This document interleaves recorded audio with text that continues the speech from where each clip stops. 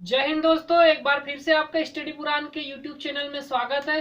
दोस्तों, हमने जो पिछले जो हमने क्लासेस देखा था उसमें हमने मध्य प्रदेश के अफवाह तंत्र में जो है गंगा नदी का अफवाह तंत्र हम कंप्लीट कर चुके हैं। और आज की जो हमारी क्लास रहेगी दोस्तों, उसमें हम पढ़ेंगे नर्मदा नदी का अफवाह तंत्र। और दोस्तों, हम नर्मदा नदी में उसकी सहायक नदियों की बात करेंगे, उस पर प्रमुख परियोजना होगी, उसके तट के किनारे स्थित शहर और जो उसका उद्गम और अन्य विशेषताओं की हम बात करने वाले हैं। दोस्तों, इसके पहले हमने गंगा नदी का अफवाह तंत्र पूरा कंप्लीट कर चुके हैं हम, जिसमें हमने चंबल नदी, सोन नदी, क्षिप्रा नदी, कालीसिंध नदी, पार्वती नदी, केन नदी, टोंस नदी, सिंध नदी, इन सब नदियों की हमने चर्चा की थी। तो आज का जो हमारा टॉपिक रहेगा दोस्तों, वो रहेगा नर्मदा नदी का अफवाह तंत्र। नर्मदा नदी का अपवाह तंत्र। आज जो हम पढ़ने वाले हैं नर्मदा नदी का अपवाह तंत्र, और इसमें हम दोस्तों नर्मदा नदी से संबंधित जितनी भी विशेषताएं हैं सभी को हम देखेंगे। और दोस्तों, अगर एग्जाम की दृष्टि से देखा जाए तो जो नर्मदा नदी का अपवाह तंत्र है बहुत ही इंपॉर्टेंट है दोस्तों, इससे क्वेश्चन फुल बनने की संभावना है। तो हम देखेंगे नर्मदा नदी का अपवाह तंत्र। दोस्तों, सबसे पहले हम नर्मदा नदी की अगर बात की जाए तो जो नर्मदा जो शब्द है ये इसकी चर्चा कर लेते हैं। दोस्तों, जो नर्मदा शब्द है, नर्मदा शब्द अगर देखा जाए दोस्तों, ये एक संस्कृत भाषा का शब्द है। नर्मदा की अगर बात की जाए, जो ये शब्द है ये संस्कृत भाषा का शब्द है। संस्कृत भाषा का शब्द है। कौन सी भाषा का? संस्कृत भाषा का शब्द है। और जिसका अर्थ होता है दोस्तों, इसका अर्थ होता है खुशी का दाता। खुशी का दाता। तो दोस्तों, ये याद रखना है कि जो नर्मदा है कौन सी भाषा का शब्द है? नर्मदा जो है संस्कृत भाषा का शब्द है, और जिसका अर्थ होता है खुशी का दाता। तो अब हम दोस्तों सबसे पहले हम नर्मदा नदी का मानचित्र और उसकी स्थिति देख लेते हैं। मानचित्र पर उसकी स्थिति किस प्रकार से, इसकी चर्चा करेंगे हम दोस्तों। उसके बाद फिर हम उसकी विशेषताओं की बात करेंगे। तो सबसे पहले जो हमारा रहेगा मानचित्र पर स्थिति देखते हैं। सबसे पहले हम भारत के बाद जो है मध्य प्रदेश में किस प्रकार से जो मानचित्र बना हुआ है उसकी चर्चा करेंगे। तो दोस्तों, ये जो हमारा मानचित्र हो जाएगा, ये हमारा मानचित्र है दोस्तों, ये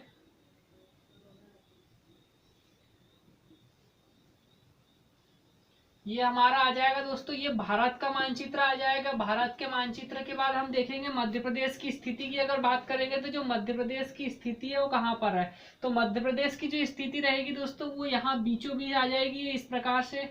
ये हमारा मध्य प्रदेश हो जाएगा दोस्तों। अब ये हो गया मध्य प्रदेश। तो दोस्तों, जो नर्मदा नदी अगर देखा जाए तो नर्मदा नदी यहाँ से दोस्तों अमरकंटक की पहाड़ी से निकलते हुए ये मध्य प्रदेश के दोस्तों पूर्वी क्षेत्र में अमरकंटक की पहाड़ी है, जो कि सतपुड़ा मैकल श्रेणी का ही हिस्सा है। तो ये यहाँ से निकलते हुए दोस्तों लगभग मध्य प्रदेश के 15 जिलों से गुजरते हुए अनूपपुर से निकलती है, और अलीराजपुर से दोस्तों ये महाराष्ट्र में प्रवेश करती है। महाराष्ट्र में आ जाएगी। महाराष्ट्र के बाद में दोस्तों ये गुजरात में जाएगी, और गुजरात में जो दोस्तों ये भड़ौच एक जिला है, भड़ौच नामक नगर से होते हुए खंबात की खाड़ी में गिर जाएगी। तो इस प्रकार से दोस्तों इसकी जो है स्थिति रहेगी नर्मदा नदी की। मध्य प्रदेश में दोस्तों ये आ जाएगी मैकल श्रेणी आ जाएगी, और अमरकंटक की जो पहाड़ी है, पहाड़ी से निकलते हुए 15 जिलों से गुजरते हुए महाराष्ट्र में जाएगी, और महाराष्ट्र के बाद में दोस्तों ये गुजरात में आएगी, और गुजरात के बाद खंबात की खाड़ी में गिर जाएगी। तो इस प्रकार से दोस्तों जो है इसकी स्थिति रहेगी। अब हम देखते हैं दोस्तों इसका मध्य प्रदेश पर देख लेते हैं मानचित्र किस प्रकार से मध्य प्रदेश में। तो मध्य प्रदेश और भारत की हमने यहाँ बात कर ली। अब हम दोस्तों इसको देखते हैं। सबसे पहले भारत मध्य प्रदेश के मानचित्र में इसकी स्थिति देखते हैं किस प्रकार से। तो मध्य प्रदेश का जो मानचित्र है दोस्तों वो इस प्रकार से आ जाएगा। मध्य प्रदेश जो है हमारा मध्य प्रदेश में जो नर्मदा नदी की स्थिति देखेंगे दोस्तों, यहाँ पर देखा जाए यहाँ पर ये दोस्तों जो है सतपुड़ा श्रेणी के अंतर्गत ही आता है दोस्तों। सतपुड़ा श्रेणी में ही मैकल श्रेणी है एक, और मैकल श्रेणी में ही अमरकंटक की पहाड़ी स्थित है। तो ये आ जाएगी अमरकंटक। और कौन सा जिला है दोस्तों? तो अमरकंटक के बाद जो है अनूपपुर जिला आ जाएगा। अनूपपुर जिला, और अनूपपुर जिला से दोस्तों ये नदी इस प्रकार से निकलते हुए, अनूपपुर जिले से निकलते हुए इस प्रकार से दोस्तों ये अलीराजपुर से बाहर होती है दोस्तों। अंतिम जिला कौन सा है? अलीराजपुर। तो ये याद रखना है कहाँ से निकल रही है, तो अमरकंटक से निकल रही है, और अंतिम रूप से अलीराजपुर से जाती है दोस्तों। कहाँ पर आ जाएगी? ये आ जाएगी महाराष्ट्र में। महाराष्ट्र के बाद में दोस्तों ये आ रही है गुजरात में आ जाएगी, और गुजरात के बाद ये खंबात की खाड़ी में गिर जाएगी। खंबात की खाड़ी, गुजरात में खंबात की खाड़ी में गिर जाती है। तो इस प्रकार से इसकी स्थिति है। अब दोस्तों हम इसके पहले चर्चा कर चुके हैं कि अमरकंटक की पहाड़ी से 3 नदियां निकलती है, ये हमें याद रखना है। अमरकंटक की पहाड़ी से कुल 3 नदियां निकलती है, जिसमें दोस्तों यहाँ से देखा जाए तो एक सोन नदी निकलती है। सोन नदी देखा जाए तो कहाँ पर मिलती है दोस्तों, ये गंगा नदी में जाके मिलती है। कहाँ पर, बिहार और पटना में। तो सोन नदी, और एक नदी निकलती है दोस्तों जोहिला नदी। जोहिला नदी भी दोस्तों अमरकंटक की पहाड़ी से ही निकलती है। और किसकी सहायक नदी है, ये सोन नदी की जो है, सोन नदी। तो यहाँ से दोस्तों 2-3 नदियां निकलती है। एक तो सोन नदी जिसकी हम चर्चा कर चुके हैं, उसके बाद एक है जोहिला नदी। जोहिला नदी जो भी अमरकंटक की पहाड़ी से निकलती है। तो याद रखना है दोस्तों, अमरकंटक की पहाड़ी से कुल 3 नदियां निकलती है। पहली आ जाएगी नर्मदा, नर्मदा के बाद सोन नदी, और सोन नदी के बाद आ जाएगा जोहिला नदी। अब दोस्तों हम बात कर लेते हैं आगे, आगे देखते हैं। तो जो अमरकंटक की पहाड़ी से दोस्तों अनूपपुर से निकलती है। अनूपपुर के बाद में दोस्तों ये कहाँ पर जाएगी, ये जा रही है दोस्तों डिंडोरी। डिंडोरी के बाद में आ जाएगा दोस्तों मंडला में जा रही है, मंडला। मंडला के बाद में दोस्तों जबलपुर, जबलपुर। जबलपुर के बाद दोस्तों रायसेन। दोस्तों मैं महत्वपूर्ण जिले बता रहा हूँ, रायसेन। रायसेन के बाद दोस्तों ये आ जाएगी सीहोर में आ रही है। सीहोर के बाद में दोस्तों होशंगाबाद, होशंगाबाद। तो दोस्तों होशंगाबाद भी इस नर्मदा नदी के तट पर है। जबलपुर भी आ जाएगा, नर्मदा नदी के तट पर है। होशंगाबाद, फिर दोस्तों यहाँ देख लेंगे हम खंडवा। खंडवा के बाद में दोस्तों ये आ जाएगा हरदा। हरदा से भी जा रही है दोस्तों होशंगाबाद, हरदा, खंडवा, खरगोन। खरगोन, खरगोन के बाद में दोस्तों ये आ जाएगा बड़वानी, बड़वानी। और दोस्तों यहाँ एक जिला है देवास, देवास से भी होकर जा रही है दोस्तों। और दोस्तों इस प्रकार से दोस्तों लगभग कुल 15 जिलों से होकर गुजरती है, 15 जिले से होकर गुजरती है। इस प्रकार देखा जाए तो जो नर्मदा नदी है लगभग 15 जिलों से होकर गुजरती है। तो निकलती कहाँ से है दोस्तों, अनूपपुर से निकलती है। और जो अंतिम रूप से कौन से जिले में से बाहर जा रही है, तो अलीराजपुर से दोस्तों ये महाराष्ट्र में जाएगी। महाराष्ट्र के बाद गुजरात, और गुजरात के बाद दोस्तों ये खंबात की खाड़ी में जाकर गिर जाएगी। तो इस प्रकार से नर्मदा नदी की स्थिति है। अब हम दोस्तों देखेंगे किसी भी नदी को, हम इसके पहले दोस्तों हम चर्चा कर चुके हैं, किसी भी नदी को पढ़ने के लिए हमें इसकी मुख्य 6 पॉइंट याद रखना है, जिसमें सबसे पहले इसका उपनाम याद रखना है। उपनाम के बाद में उद्गम याद रखना है, अवशान रखना है, अपवाह क्षेत्र और सहायक नदियां रखना है याद। और अगला आ जाएगा अन्य तथ्य। अन्य तथ्य में हम दोस्तों संपूर्ण जानकारी देखते हैं। तो हम बात करेंगे, अब आगे बात कर लेते हैं। तो हमें दोस्तों जो प्रमुख बिंदुओं पर चर्चा करना है दोस्तों, सबसे पहले हमें याद रखना है इसका उपनाम याद रखेंगे हम। उपनाम के बाद में उपनाम, तो सबसे पहले हम दोस्तों जो नर्मदा नदी के उपनाम देख लेते हैं, कौन कौन से उपनाम है। तो सबसे पहला नाम याद रखना है आपको, रेवा याद रखना है, रेवा। रेवा के बाद में याद रखना है दोस्तों मैकल सूता याद रखना है, मैकल सूता। और मैकल सूता के बाद में दोस्तों एक नाम याद रखना है, शंकरी याद रखना है, शंकरी। तो दोस्तों जो रेवा, मैकल सूता आ जाएगा और शंकरी आ जाएगा दोस्तों। और एक नाम और याद रखना है दोस्तों, जो टालमी के द्वारा दिया गया था, भूगोलवेत्ता हुआ करते हैं टालमी, जिसका नाम था नमोदास। तो ये याद रखना है, नमोदास। तो दोस्तों इस प्रकार से जो उपनाम आ जाएंगे, कौन कौन से उपनाम अन्य नामों से जाना जाता है, नर्मदा नदी को अन्य नामों से जाना जाता है, तो आ जाएगा रेवा, मैकल सूता, शंकरी। शंकरी के बाद नमोदास। नमोदास जो है दोस्तों ये टालमी के द्वारा दिया गया है, टालमी। तो इस प्रकार से हमें दोस्तों इसके 3 मुख्य रूप से नाम याद रखना है दोस्तों। नर्मदा नदी के और भी नाम है, पर मुख्य रूप से हमें 3 नाम याद रखना है। अब उसके बाद उपनाम। उपनाम के बाद हम बात करने वाले हैं, उपनाम के बाद इसका उद्गम याद देखेंगे दोस्तों। उद्गम, उद्गम कहाँ से हो रहा है, तो उद्गम में सबसे पहले हमें याद रखना है अमरकंटक की पहाड़ी याद रखना है, अमरकंटक की पहाड़ी। अमरकंटक की पहाड़ी आ जाएगी, अमरकंटक की पहाड़ी। अगर श्रेणी पूछा जाए तो मैकल श्रेणी का हिस्सा है दोस्तों, ये मैकल श्रेणी का हिस्सा है। अगर आपसे जिला पूछा जाए तो अनूपपुर जिला आ जाएगा, अनूपपुर जिला। तो इस प्रकार से हमें याद रखना है। और राज्य पूछा जाए तो मध्य प्रदेश आ जाएगा। तो इस प्रकार से दोस्तों हमें याद रखना है। अगर आपसे पहाड़ी पूछा है तो अमरकंटक, अगर श्रेणी पूछ लिया तो मैकल श्रेणी आ जाएगा। अगर आपसे कौन से जिले से निकलती है तो अनूपपुर जिला। अगला याद रखना है उद्गम के बाद इसका जो अवशान, अवशान देखेंगे दोस्तों। और इसका अवसान कहाँ कहाँ पर है, तो अवसान की अगर चर्चा की जाए दोस्तों, तो जो इसका अवसान है कहाँ पर समाप्त हो रही है, समाप्त में देखा जाए तो सबसे पहले तो आ जाएगा खाड़ी याद रखना है आपको, खंबात की खाड़ी। खंबात की खाड़ी आ जाएगा दोस्तों, खंबात की खाड़ी। और दोस्तों अगर सागर पूछ ले तो अरब सागर आ जाएगा, अरब सागर आ जाएगा, अरब सागर का भाग है। अगर आपसे महासागर पूछे दोस्तों तो इधर आ जाएगा अपने हिंद महासागर में गिरती है। इसके बाद अरब सागर, अरब सागर के बाद में दोस्तों आपको राज्य पूछा जाए, नगर या जिला पूछा जाए तो भड़ौच, भड़ौच आ जाएगा। और उसके बाद गुजरात आ जाएगा। तो इस प्रकार से दोस्तों राज्य और जिला भी याद रख सकते हैं, सागर, भड़ौच और गुजरात खंबात की खाड़ी में। अवसान के बाद दोस्तों इसका अपवाह क्षेत्र याद रखना है, अपवाह क्षेत्र। और अपवाह क्षेत्र में अगर देखा जाए दोस्तों तो अपवाह क्षेत्र में 3 राज्यों में बहती है, मध्य प्रदेश, मध्य प्रदेश के बाद में दोस्तों ये आ जाएगी महाराष्ट्र, महाराष्ट्र के बाद में दोस्तों ये जा रही है गुजरात में। तो इस प्रकार से दोस्तों ये 3 राज्यों में बहती है, मध्य प्रदेश, महाराष्ट्र और गुजरात। और देखा जाए तो मध्य प्रदेश के लगभग 15 जिलों से होकर गुजरती है। और उसके बाद महाराष्ट्र में जाएगी, महाराष्ट्र के बाद गुजरात में। सबसे ज्यादा दोस्तों इसकी जो लंबाई है वो अपने मध्य प्रदेश में ही है, तो महाराष्ट्र और गुजरात आ जाएगा। अब आगे हम देखते हैं दोस्तों जो है ये हो जाएगी। तो इस प्रकार से हमें याद रखना है, उपनाम याद रखेंगे, उद्गम याद रखेंगे, अवसान याद रखेंगे और अपवाह क्षेत्र याद रखेंगे। तो दोस्तों अगर आपसे पूछा जाए कि इसका जो अवसान कहाँ पर है तो ये कहाँ पर आ जाएगी, खंबात की खाड़ी। सागर पूछा जाए तो अरब सागर। आपसे पूछा जाए कि मध्य प्रदेश कितने राज्यों में बहती है तो मध्य जो नर्मदा नदी है कितने राज्यों में बहती है तो 3 राज्यों में बहती है, मध्य प्रदेश, महाराष्ट्र और गुजरात। अब हम आगे बात कर लेते हैं, इसके बाद इसकी सहायक नदियों की बात करेंगे। तो सहायक नदियों की अगर बात की जाए तो सहायक नदियों में कौन कौन सी नदी है इनकी चर्चा करेंगे। तो सहायक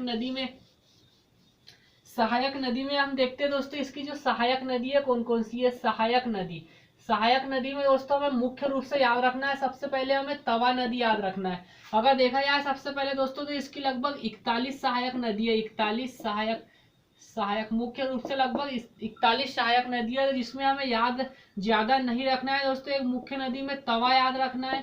तवा नदी इसकी सबसे बड़ी सहायक नदी है, तवा नदी जो है इसकी सबसे बड़ी सहायक नदी है नर्मदा की। तवा के बाद में दोस्तों आपको शक्कर नदी याद रखना है जो कि छिंदवाड़ा से निकलती है। उसके बाद याद रखना है आपको दोस्तों थावर नदी। उसके बाद दोस्तों कावेरी नदी है, खंडवा में बहती है। कावेरी के बाद आपको याद रखना है बरगी नदी के बाद दोस्तों याद रखना है हिरन नदी। उसके बाद सुक्ता नदी के बाद में चोरल नदी, ये इंदौर में बहती है दोस्तों, चोरल नदी आ जाएगी जो कि इंदौर में बहती है। और उसके बाद याद रखना है आपको कुंदा नदी।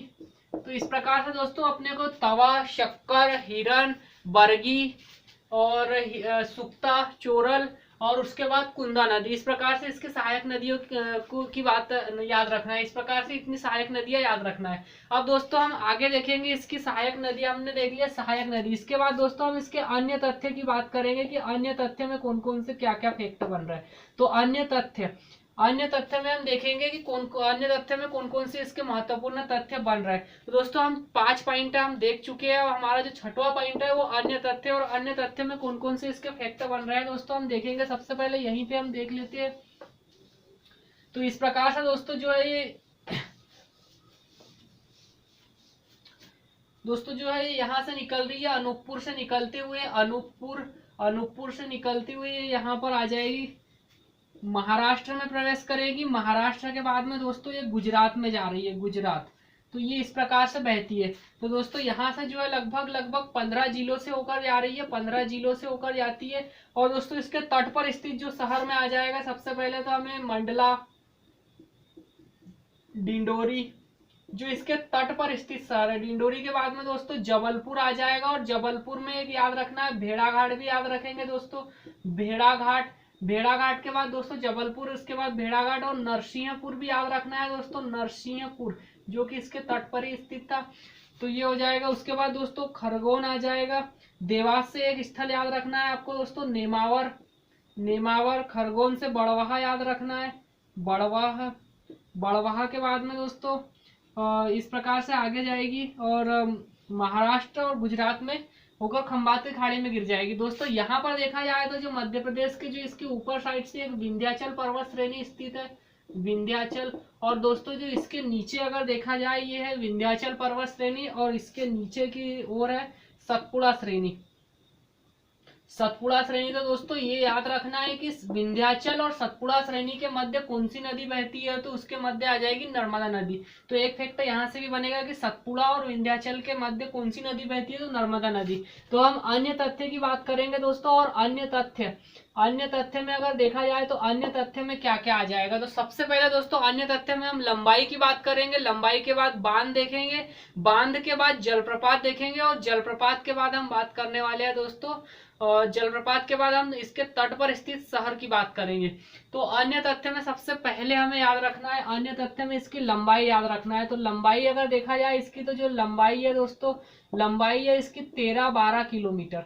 कुल लंबाई जो है 13-12 है, ये टोटल लंबाई है दोस्तों, जो टोटल लंबाई है इसकी कितनी है, 13-12 किलोमीटर। अब दोस्तों हमें याद रखना है इसका मध्य प्रदेश में कुल कितनी बहती है, मध्य प्रदेश का जो है वो भी याद रखना है। तो मध्य प्रदेश में है 1077 किलोमीटर के समथिंग बहती है दोस्तों, 1077 किलोमीटर, लगभग 90% जो भाग है इसका मध्य प्रदेश में है दोस्तों। तो मध्य प्रदेश में इसकी लंबाई दोस्तों, ये लंबाई याद रखना है, इसकी हमें लंबाई याद रखना है, क्योंकि ये मध्य प्रदेश की सबसे बड़ी नदी है, इसलिए इसकी लंबाई याद रखना है। मध्य प्रदेश की सबसे बड़ी नदी आ जाएगी, ये सबसे बड़ी नदी आ जाएगी मध्य प्रदेश की सबसे बड़ी नदी। और भारत की कौन से नंबर की है दोस्तों, भारत की अगर बात की जाए तो भारत की 5वें नंबर की है, ये भी याद रखना है, ये वाला फैक्ट भी याद रखना है। मध्य प्रदेश की सबसे बड़ी नदी और भारत की है 5वें नंबर की सबसे बड़ी नदी है। तो इस प्रकार से याद रखना है, इसकी कुल लंबाई है 13-12 और मध्य प्रदेश में है 1077, लगभग 90% भाग जो है इसका मध्य प्रदेश में बहता है। और दोस्तों 2% भाग जो है महाराष्ट्र में है, और 8% भाग जो है कहाँ, गुजरात में बहता है। तो इस प्रकार से याद रखना है। लंबाई के बाद में दोस्तों अब इस पर बनने वाले बांध देखेंगे हम कौन कौन से इस पर बांध बन रहे हैं। तो दोस्तों हम इतना मिटा देते हैं, इसके बाद आगे देखते हैं बांध कौन कौन से इस पर स्थित है। बांध की अगर बात की जाए तो सबसे पहला अपने को याद रखना है बांध, इंपॉर्टेंट बांध है दोस्तों, पूछे जाते हैं, नर्मदा नदी के बांध पूछे जाते हैं। तो बांध में सबसे पहले हमें याद रखना है दोस्तों, अनूपपुर से निकलती हुई आ रही है इस प्रकार से। तो दोस्तों सबसे पहले यहाँ पे एक नदी मिलती है, इसकी सहायक नदी आ जाएगी बरगी नदी, जो कि कहाँ पर, जबलपुर में स्थित है। जो बरगी नदी है दोस्तों ये जबलपुर में मिलती है, जबलपुर में। और दोस्तों यहाँ पर एक बांध स्थित है, इस पे कौन सा, बरगी बांध, बरगी बांध है। तो दोस्तों इस पे एक बांध बना हुआ है बरगी बांध, या रानी अवंती बांध के भी नाम से जाना जाता है। तो एक बांध याद रखना है इस पे, बरगी बांध। दोस्तों जो बरगी बांध है ये नर्मदा और बरगी नदी जो इसकी सहायक नदी है दोनों पर बना हुआ है, यहाँ पर आ जाएगा दोस्तों संगम पर। तो इस प्रकार से याद रखना है कि जो बरगी बांध है वो कौन सी नदी पर है दोस्तों, नर्मदा नदी है, या नर्मदा नदी की सहायक नदी पर भी आ जाता है दोस्तों। वास्तव में जो ये बांध है बरगी बांध, ये बरगी नदी पर है दोस्तों, पर अगर ऑप्शन में अगर नर्मदा नदी भी रहा तो ऑप्शन सही हो जाएगा, ये याद रखना है दोस्तों। तो बरगी के बाद में बरगी बांध आ जाएगा। बरगी के बाद में दोस्तों अगला बांध याद रखना है हमें, बरगी के बाद में पुनासा बांध याद रखेंगे, पुनासा डैम, पुनासा डैम। इसी का दूसरा नाम है दोस्तों इंदिरा गांधी बांध, इंदिरा गांधी, इसी का दूसरा नाम है इंदिरा गांधी सागर आ जाएगा। ये जो है ये कहाँ पर आ जाएगा, ये आ जाएगा खंडवा में। और दूसरा और तीसरा याद रखना है दोस्तों ओमकारेश्वर बांध, ओमकारेश्वर बांध भी कहाँ पर है दोस्तों, ओमकारेश्वर बांध जो ये भी कहाँ पर स्थित है, खंडवा में स्थित है। ओमकारेश्वर बांध की अगर चर्चा की जाए तो दोस्तों ये भी कहाँ पर है, खंडवा में स्थित है। ओमकारेश्वर के बाद हमें अगला बांध याद रखना है दोस्तों महेश्वर बांध, महेश्वर बांध जो है ये कहाँ पर है, ये खरगोन में स्थित है। महेश्वर बांध की अगर बात करें तो ये कहाँ पर स्थित है, खरगोन में। इसके बाद दोस्तों एक मोस्ट इंपॉर्टेंट बांध याद रखना है सरदार सरोवर बांध, सरदार सरोवर बांध याद रखना है दोस्तों, ये कहाँ पर स्थित है, ये गुजरात में स्थित है, गुजरात में। दोस्तों ये सरदार सरोवर बांध है, ये 4 राज्यों की संयुक्त परियोजना है, जिसमें गुजरात भी शामिल है, महाराष्ट्र शामिल है, और उसके बाद राजस्थान शामिल है, और मध्य प्रदेश शामिल है। तो ये याद रखना इंपॉर्टेंट है दोस्तों कि सरदार सरोवर बांध कौन सी नदी पर बना हुआ है, तो कौन सी नदी पर है, नर्मदा नदी पर। और उसके बाद कहाँ पर स्थित है, तो गुजरात में स्थित है। तो ये इतने बांध याद रखना है दोस्तों हमें। दोस्तों हम बांध का टॉपिक जो है अलग से भी पढ़ेंगे, अभी नर्मदा नदी पे जो इंपॉर्टेंट बांध आए उसकी चर्चा कर रहे हैं। इसके जब नदी पढ़ के हो जाएगा उसके बाद हम दोस्तों बांध का एक अलग से टॉपिक पढ़ेंगे, जिसमें जितनी भी नदी है मध्य प्रदेश की नदी पर बनने वाले बांध देखेंगे। तो सब अभी जहाँ पर दोस्तों मुख्य बांध देखे हमने, तो सरदार सरोवर, महेश्वर, ओमकारेश्वर, पुनासा और बरगी बांध आ जाएगा। अब आगे बात कर लेते हैं दोस्तों हम जलप्रपात की। अब जलप्रपात भी देखा जाए दोस्तों तो जलप्रपात का भी एक अलग से टॉपिक कंप्लीट किया जाएगा, पर अभी हम यहाँ पर जो है इंपॉर्टेंट जलप्रपात देख लेते हैं जो कि नर्मदा नदी पर बनते हैं। तो हम जलप्रपात देखेंगे दोस्तों, जलप्रपात जलप्रपात में देखेंगे सबसे पहले हमें अनूपपुर में ही याद रखना है दोस्तों। अनूपपुर से निकलती है नर्मदा नदी, अनूपपुर जिले से, और अनूपपुर जिले में 2 जलप्रपात बनाती है। सबसे पहले याद रखना है दुग्धधारा, दुग्धधारा के बाद में दोस्तों याद रखना है कपिल धारा। ये 2 जलप्रपात याद रखना है, कपिल धारा। ये दोनों कहाँ पर है? अनूपपुर जिले में स्थित है, अनूपपुर। और कौन सी नदी पर है? तो ये है नर्मदा नदी पर। अब इसके बाद आगे अगला जलप्रपात याद रखना है दोस्तों दर्दी जलप्रपात, और ये कहाँ पर स्थित है? दर्दी जलप्रपात। तो ये दोस्तों ये आ जाएगा खंडवा में, आ जाएगा खंडवा। इसके बाद दोस्तों याद रखना है मंदार जलप्रपात। मंदार जलप्रपात जो है ये कहाँ पर स्थित है? तो मंदार जलप्रपात याद रखना है, मंदार जलप्रपात याद रखना है, ये आ जाएगा बड़वाहा में, आ जाएगा बड़वाहा। अब इसके बाद दोस्तों एक याद रखना है सहस्त्रधारा जलप्रपात, सहस्त्रधारा जलप्रपात। तो सहस्त्रधारा जलप्रपात में एक जलप्रपात ये याद रखना है, ये कि खरगोन में स्थित है। तो इस प्रकार से दोस्तों इस पर बनने वाला जलप्रपात याद रखना है। और दोस्तों एक मोस्ट इंपॉर्टेंट जलप्रपात है जो बहुत बार एग्जाम में आ चुका है, उसको बोलते हैं दोस्तों धुआंधार जलप्रपात, धुआंधार जलप्रपात। धुआंधार जलप्रपात तो दोस्तों ये जबलपुर में स्थित है और भेड़ाघाट में स्थित है, जबलपुर के भेड़ाघाट में, याद रखना। जो कि सफेद संगमरमर के लिए जाना जाता है दोस्तों, भेड़ाघाट जबलपुर। तो ये मोस्ट इंपॉर्टेंट है दोस्तों, बहुत बार एग्जाम में पूछा जा चुका है कि धुआंधार जलप्रपात कहाँ पर है? तो भेड़ाघाट में। कौन सी नदी पर है? तो नर्मदा नदी पर है। और कौन से जिले में अगर पूछा जाए तो जबलपुर आ जाएगा दोस्तों। कहीं से भी प्रश्न पूछा जाए हम बता सकते हैं। अब जलप्रपात के बाद में हम आगे बात करने वाले हैं। जलप्रपात के बाद में इसके तट पर स्थित शहरों की बात कर लेते हैं, मुख्य शहर लिख लेते हैं दोस्तों अभी यहाँ पर। उसके बाद में जब बांध और जलप्रपात और नदियों का जब टॉपिक कंप्लीट हो जाएगा तो उसके बाद में हम जो है मध्य प्रदेश की जितनी भी नदियों के जो तट पर स्थित शहर की चर्चा करने वाले हैं। तो अभी यहाँ मैं मुख्य रूप से कुछ शहर लिख रहा हूँ जो कि नर्मदा नदी के तट पर स्थित है। तो सबसे पहले हमें याद रखना है दोस्तों, मुख्य रूप से याद रखना है हमें दोस्तों भेड़ाघाट याद रखना है। एक तो तट पर स्थित शहर, तट पर स्थित शहर। तो दोस्तों याद रखना है। तो अगर जिले में अगर देखा जाए तो डिंडोरी भी दोस्तों इसके तट पर स्थित है। डिंडोरी के बाद में मंडला आ जाएगा, मंडला के बाद में दोस्तों जबलपुर आ जाएगा, नरसिंहपुर भी है दोस्तों, नरसिंहपुर। नरसिंहपुर के बाद में जबलपुर, जबलपुर के बाद में दोस्तों आ जाएगा भेड़ाघाट, भेड़ाघाट दोस्तों। उसके बाद होशंगाबाद याद रखना है, होशंगाबाद। होशंगाबाद के बाद में याद रखना है दोस्तों हमें देवास से याद रखना है नेमावर। उसके बाद दोस्तों बड़वाहा याद रखना है, बड़वाहा के बाद में खरगोन याद रखना है, खरगोन। तो इस प्रकार से दोस्तों जो मुख्य शहर है वो हम यहाँ लिख चुके हैं, तट पर स्थित शहर आ जाएंगे, इतने शहर हमें याद रखना है। अब उसके बाद दोस्तों और कौन कौन सी विशेषताएं बनती है हम और चर्चा कर लेते हैं आगे।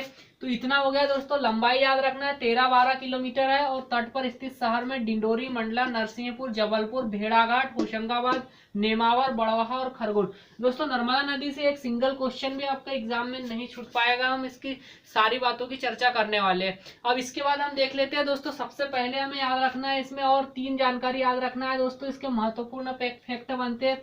इसे भारत की हृदय रेखा कहा जाता है। एक और याद रखना है इसमें भारत की हृदय रेखा कहा जाता है, हृदय रेखा। मध्य प्रदेश की दोस्तों इसको जीवन रेखा कहा जाता है, मध्य प्रदेश की क्या कहा जाता है? जीवन रेखा कहा जाता है। मध्य प्रदेश की दोस्तों इसको गुजरात की भी जीवन रेखा कहा जाता है, गुजरात की जीवन रेखा, गुजरात की जीवन रेखा भी कहा जाता है। गुजरात की जीवन रेखा के बाद जो अगला है दोस्तों इसको याद रखेंगे, इसको दोस्तों जो मध्य प्रदेश हाईकोर्ट के द्वारा जीवित इकाई का दर्जा दिया गया है, हाईकोर्ट के द्वारा दोस्तों इसको जीवित इकाई का दर्जा दिया गया है, जीवित इकाई का दर्जा। और दोस्तों जो मध्य प्रदेश राज्य सरकार द्वारा इसको राजकीय नदी का दर्जा प्राप्त है। उसके बाद इसे दोस्तों मध्य प्रदेश की गंगा भी कहा जाता है, मध्य प्रदेश की गंगा। धार्मिक आधार पर दोस्तों हम इसके पहले भी एक बात कर चुके हैं कि प्रदूषण के आधार पर मध्य प्रदेश की गंगा किसको कहा जाता है दोस्तों? बेतवा नदी को कहा जाता है, ये भी याद रखना है। और धार्मिक आधार पर मध्य प्रदेश की गंगा किसको कहा जाता है? तो नर्मदा नदी को कहा जाता है। तो इससे दोस्तों ये इतने पॉइंटर भी हमें याद रखना है। अब दोस्तों हम आगे देख लेते हैं और कुछ पॉइंटर की बात करते हैं जिसमें आगे कौन कौन से पॉइंट आ जाएंगे। तो सबसे पहले हमें याद रखना है और हमारा अगला पॉइंट आ जाएगा दोस्तों, इसमें याद रखना है ये दो श्रेणियों के बीच में बहती है। सबसे पहला जो आ जाएगा ये विंध्याचल, विंध्याचल के बाद में दोस्तों विंध्याचल और सतपुड़ा, सतपुड़ा श्रेणी के मध्य बहती है दोस्तों। विंध्याचल और सतपुड़ा श्रेणी के मध्य बहती है ये। उसके बाद में दोस्तों मध्य प्रवाहित होती है। सतपुड़ा और विंध्याचल श्रेणी के मध्य इसका प्रवाह है दोस्तों। इसके बाद याद रखना है ये एस्चुरी का निर्माण करती है दोस्तों। एस्चुरी या ज्वार नद का निर्माण करती है, ज्वार नद। अब दोस्तों हम ज्वार नद या एस्चुरी क्या होते हैं इसके पहले ही हम डिस्कस कर चुके हैं, या फर्स्ट क्लास में ही हम बता चुके हैं कि डेल्टा क्या होता है और ज्वार नद या एस्चुरी क्या होता है। डेल्टा एक दलदली क्षेत्र होता है दोस्तों, और उसके बाद जो है ज्वार नद देखा जाए जब नदियां सीधे अपने मुहाने से इस प्रकार से दोस्तों समुद्र में प्रवाहित हो जाती है, इस प्रकार से जो आकृति बनती है इसमें सीधे, तो ये हो जाएगी। तो दोस्तों जो एस्चुरी और ज्वार नद का निर्माण करती है दोस्तों, ये जो नर्मदा नदी है अपने मुहाने पर लगभग 27 किलोमीटर का क्या है ज्वार नद बनाती है। 27 किलोमीटर का ज्वार नद बनाती है दोस्तों, 27 किलोमीटर का। अब उसके बाद याद रखना है दोस्तों ये भ्रंश घाटी में बहती है, भ्रंश घाटी। अब हम दोस्तों इसके पहले भ्रंश घाटी की भी चर्चा कर चुके हैं। भ्रंश घाटी में बहती है, भ्रंश घाटी में प्रवाहित होती है, प्रवाहित। और भ्रंश घाटी की अगर बात की जाए दोस्तों, जो भ्रंश घाटी है देखा जाए तो भ्रंश घाटी क्या होती है। भ्रंश घाटी जो है दोस्तों जो है ये इस प्रकार से जो दो अगर स्थल भाग है दोस्तों, ये अगर विपरीत दिशा में इनका खिसकाव हो जाए और जो बीच वाले क्षेत्र में एक सक्रिय घाटी का निर्माण हो जाता है तो उसको क्या कहा जाता है, भ्रंश घाटी। मतलब दोनों साइड से दोस्तों ऊपर उठा हुआ भाग रहेगा और बीच में नीचे दोस्तों घाटी रहेगी, उसको क्या बोला जाता है, भ्रंश घाटी। तो दोस्तों जो है भ्रंश घाटी में प्रवाहित होती है। अब हम आगे बात कर लेते हैं और भ्रंश घाटी में प्रवाहित होती है। इसके बाद अगली विशेषता और देखते हैं हम। अगली विशेषताओं में अगर देखा जाए तो इसकी दोस्तों इसमें जो है नर्मदा पुरुष के नाम से किसको जाना जाता है ये भी पूछा जा सकता है। तो नर्मदा पुरुष जो है दोस्तों अमृतलाल बेगड़ को जाना जाता है। अमृतलाल बेगड़ आ जाएगा नर्मदा पुरुष। उसके बाद दोस्तों नर्मदा सेवा यात्रा भी प्रारंभ की गई थी मुख्यमंत्री शिवराज सिंह चौहान द्वारा। नर्मदा सेवा यात्रा प्रारंभ की गई थी दोस्तों 2016 से 2017 तक चली थी, तो नर्मदा सेवा यात्रा आ जाएगी। नर्मदा सेवा यात्रा के बाद में दोस्तों तो इस प्रकार से हमने जो है नर्मदा नदी की दोस्तों बहुत सारी जो है विशेषताएं डिस्कस की है। और दोस्तों अगर आपको जो है वीडियो पसंद आया हो, आपको क्लास अच्छी लगी हो तो लाइक कीजिए, सब्सक्राइब कीजिए दोस्तों। जय हिंद।